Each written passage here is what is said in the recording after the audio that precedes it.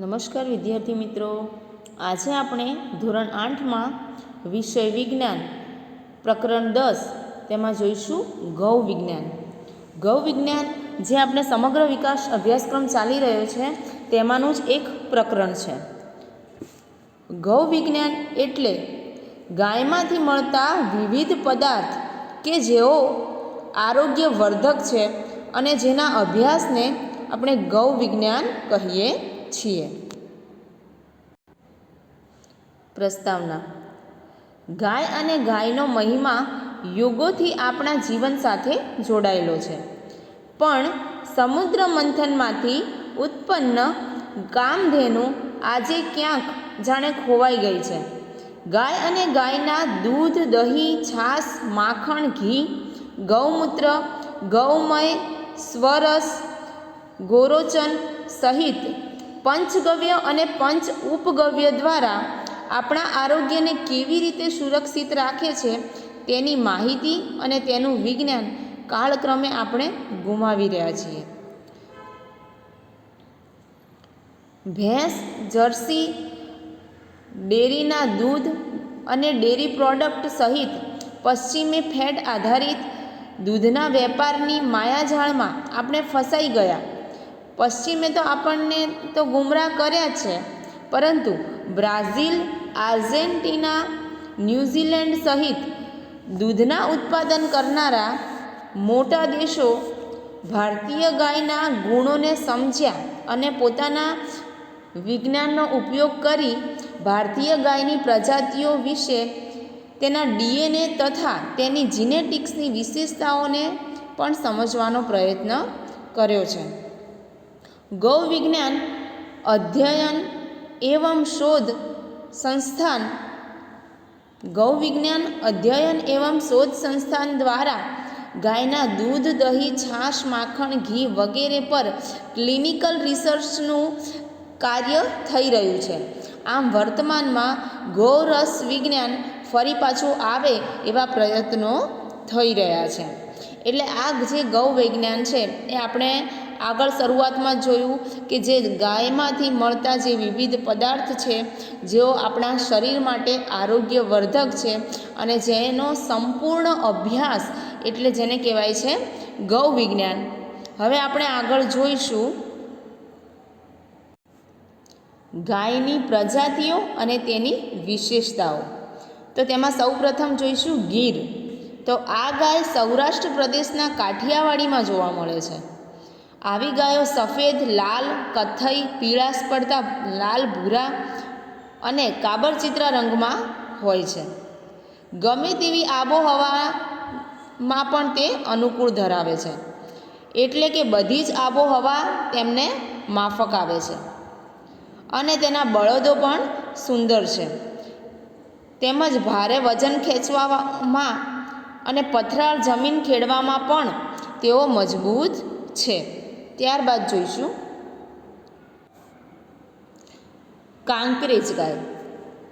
ગુજરાતમાં કચ્છથી સુરત વિસ્તારમાં જોવા મળે છે. તેના શિંગડા લાંબા અને શરીર કદાવર હોય છે, જે ખડતલ પણ છે. ખડતલ એટલે કે મજબૂત પણ છે. તેના બળદ વઢિયાર તરીકે ઓળખાય છે. આ ગાયનો રંગ કાળો અને ભૂખરો હોય છે, પણ જેમ ઉંમર વધે છે તેમ તેનો રંગ બદલાઈ જઈને તદ્દન સફેદ થઈ જાય છે. તેમજ બળદ પણ ભારે બોજો ખેંચીને ઘણી ઝડપથી ચાલી શકે છે અને લાંબુ અંતર કાપી શકે છે. પરિવહન માટે પણ તે ઉપયોગી છે. ત્યારબાદ જોઈએ હરિયાણવી ગાય, જે મૂળ વતન તેનું હરિયાણા છે અને તે કરનાલ, દિલ્હી અને કલકત્તામાં જોવા મળે છે. આ ગાયો જ્યાં સુધી દૂધ આપે ત્યાં સુધી કલકત્તાવાસીઓ તેને સાચવી રાખે છે. પછી 6-8 મહિના જો તે વસૂકી જાય તો તેનું કતલ કરવામાં આવે છે. ત્યારબાદ હંસી હરિયાળી, એ પણ આ જ દેખાવની ગાય હોય છે, જે હરિયાણા રાજ્યમાં હંસી નદીને કિનારે વસવાટ કરે છે. આ ગાય હંસી નદી સિવાય ક્યાંય જોવા મળતી નથી. આમ હંસી નદી ખૂબ જ સુંદર છે અને તેનું પાણી બારે માસ ખળખળ વહે છે. તેથી આ ગાયોને ત્યાં રહેવું વધુ ગમે છે. આ ગાયો હરિયાણવી ગાયની પિતરાઈ બહેનો છે. એટલે હંસી હરિયાણી અને હરિયાણી આ બંને ગાયો પિતરાઈ બહેનો છે. ત્યારબાદ શાહીવાલ ગાય. પંજાબના મોન્ટગોમરી જિલ્લામાં રહે છે આ ગાય. આ ભારતની શ્રેષ્ઠ દુધાળી જાત છે. શહેરના લોકો ગાય જ્યારે દૂધ આપતી બંધ થતાં તેને કતલખાને મોકલી દે છે. જ્યાં સુધી ઉપયોગમાં લેવાય ત્યાં સુધી તેમને રાખે છે, નહીંતર તેને મારી નાખે છે. પરંતુ આ જાત છે જે ખૂબ જ શ્રેષ્ઠ, ભારતની શ્રેષ્ઠ દુધાળી જાત તરીકે ઓળખાય છે. ત્યારબાદ છે લાલ સિંધી ગાય. એ પણ આવી જ છે. સિંધી પ્રદેશમાં તેમજ ગમે તેવી આબોહવામાં પણ તે રહી શકે છે. સંપૂર્ણ દૂધ આપનારી આ પ્રકારની જ તે જાત છે. તેના બળદો કદમાં નાના અને ખૂબ જ મહેનતુ હોય છે અને આવી ગાયની શ્રેષ્ઠતાને કારણે ભારતમાં ડેરી ઉદ્યોગ વિકસ્યો છે. ત્યારબાદ જોઈએ ખિલારી ગાય. આ ગાય મહારાષ્ટ્રના કોલ્હાપુર અને સતારામાં જોવા મળે છે. તેમની ઊંચાઈ લગભગ 4.5 થી 5.5 ફૂટ હોય છે અને તેમનું વજન 350 કિલોગ્રામથી 450 કિલોગ્રામનું હોય છે. તેમના બળદ બળવાન હોય છે અને તેમનો ઉપયોગ પણ ખેતીમાં વધુ થતો હોય છે. ત્યારબાદ જોઈએ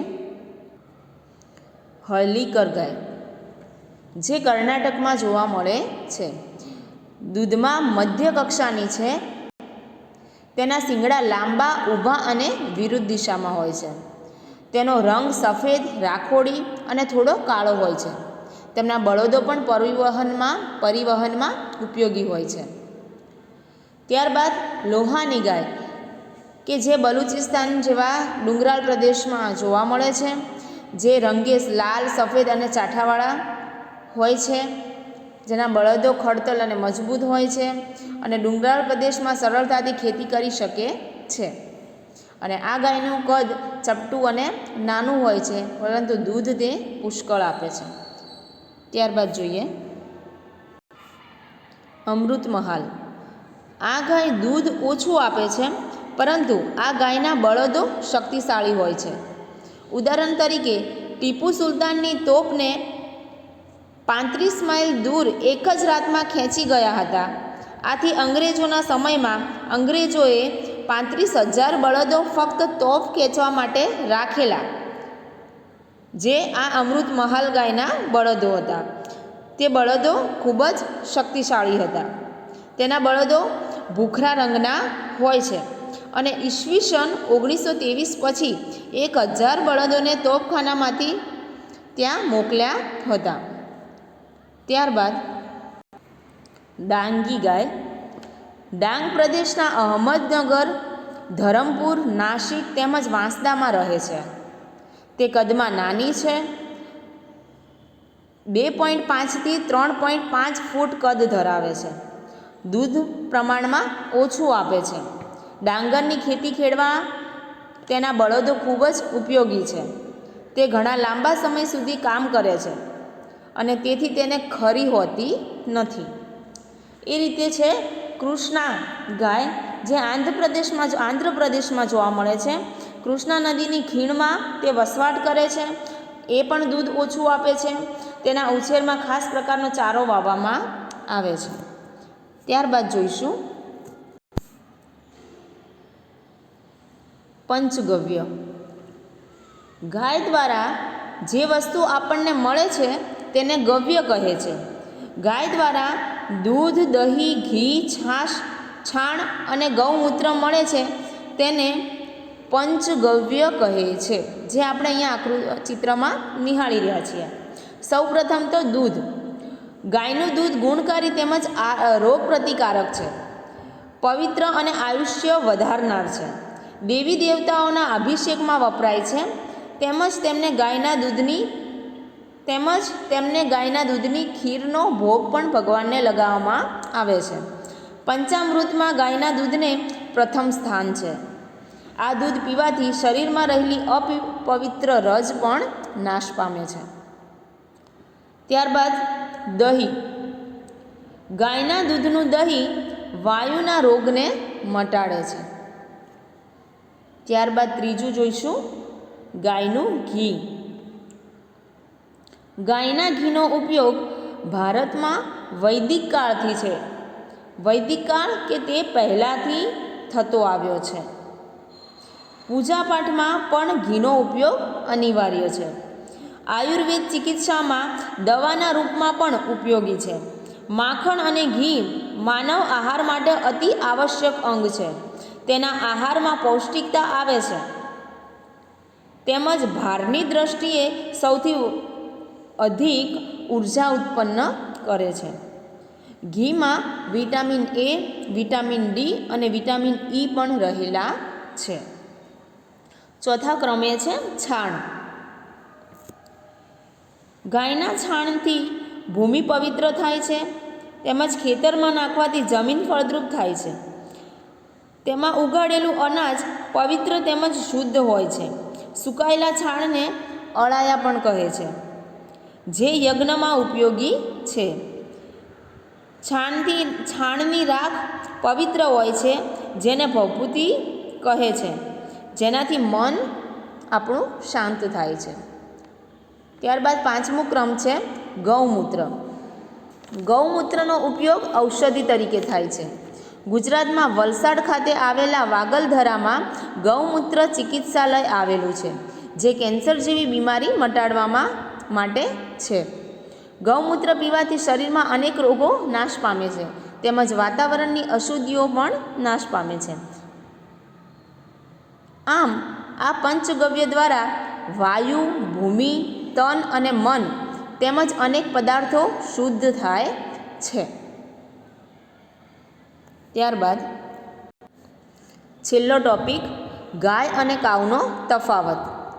જે ભારતીય ગાયને આપણે ગાય કહીએ છીએ, જ્યારે વિદેશી ગાયને કાવ કહે છે.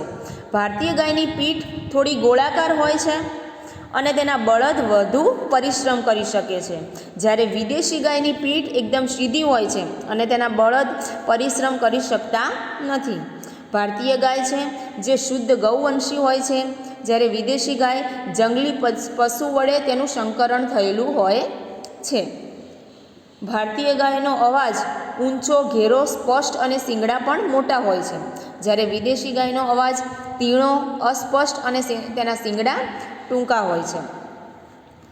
ભારતીય ગાયની ડોક નીચે ઝૂલતી મુલાયમ ધાબળી હોય છે. ભારતીય ગાયમાં ડોકની નીચે ઝૂલતી એક મુલાયમ ધાબળી હોય છે, જ્યારે વિદેશી ગાયોમાં આવું કશું હોતું નથી. ભારતીય ગાયોમાં ઝેરી કચરા સ્વરૂપે પરસેવો નીકળી જાય છે, માટે તેનું દૂધ એકદમ શુદ્ધ હોય છે, જ્યારે વિદેશી ગાયમાં આવો કોઈ પણ પ્રકારે પરસેવો નીકળતો નથી, માટે તેનું દૂધ પ્રમાણમાં શુદ્ધ હોતું નથી. દેશી ગાયમાં એટલે કે ભારતીય ગાયના દૂધમાં સુવર્ણપિત્તનો અંશ હોવાથી દૂધ સુપાચ્ય અને સારા સ્વાદનું હોય છે, જ્યારે વિદેશી ગાયમાં સુવર્ણપિત્તનો કોઈ અંશ હોતો નથી, એટલે એનું દૂધ એકદમ ફીકું હોય છે. ભારતીય ગાય વાતાવરણને અનુકૂળ હોવાથી ગરમીમાં પણ વાગોળી શકે છે, જ્યારે વિદેશી ગાય છે જેને વાતાવરણ અનુકૂળ હોતું નથી, માટે તે ગરમીમાં પણ વાગોળી શકતી નથી. ભારતીય ગાયોની રોગપ્રતિકારક શક્તિ વધારે હોય છે, જ્યારે વિદેશી ગાયમાં રોગપ્રતિકારક શક્તિ ખૂબ જ ઓછી હોય છે. આ હતો ગાય અને કાવનો તફાવત. બસ આ જ હતું આ પ્રકરણ. ત્યારબાદ છે આનું સ્વાધ્યાય, જે તમારે વિજ્ઞાનની નોટમાં લખવાનું છે. નમસ્કાર.